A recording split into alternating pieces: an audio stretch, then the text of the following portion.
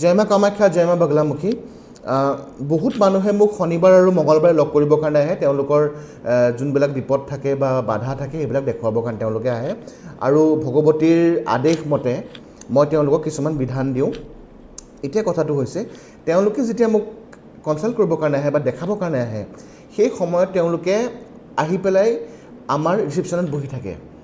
মই অনুৰোধ কৰিছোঁ যোন মানুহে আহি পেলাই মোক কনচাল্ট কৰিবৰ কাৰণে আহে বা মোক দেখাবৰ কাৰণে আহে, তেওঁলোকে যাতে আহি প্ৰথমতে আমাৰ মন্দিৰ ভাগত সোমাই যাতে ভগৱতী সুদৰ্শিনী বগলামুখীক যাতে তেওঁলোকে দৰ্শন কৰে। দৰ্শন কৰাৰ পিছতহে তেওঁলোকে যাতে মোক কনচাল্ট কৰে, কাৰণ মই হ'লোঁ ভগৱতীৰ দাস, মই হ'লোঁ ভগৱতীৰ ছাৰ্ভেণ্ট আৰু তেওঁতকৈ ওপৰত কোনো হ'ব নোৱাৰে।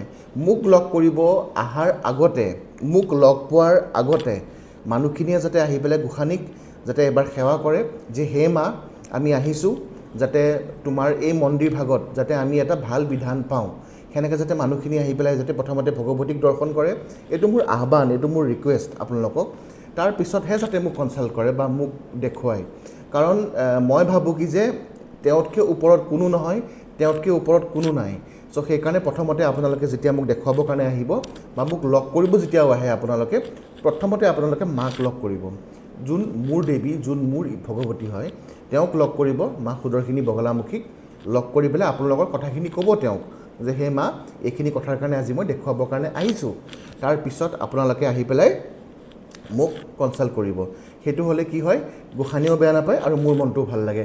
নহ'লে মাকক লগ নকৰাকৈ যদি পুতেকক কোনোবাই লগ কৰিবৰ কাৰণে আহে, কেনেকুৱা পাব মাকে? ভাল নাপাব ন কেতিয়াও। চ' সেনেকুৱা ধৰণৰ কথা। মোৰ মা জীৱন্ত মা, ইয়াতে তেওঁ জীৱন্ত বিগ্ৰহ, তেওঁ জীৱন্ত, তেওঁ অতি জাগৃত বিগ্ৰহ ভগৱতী ইয়াত বিৰাজমান হৈ আছে, সুদৰ্শিনী বগলামুখী। আপোনালোকে যাতে আহি যাতে আপোনালোকে প্ৰথমতে ভগৱতীক দৰ্শন কৰে, সেইটোৱে মোৰ অনুৰোধ। জয় মা কামাখ্যা, জয় মা বগলামুখী।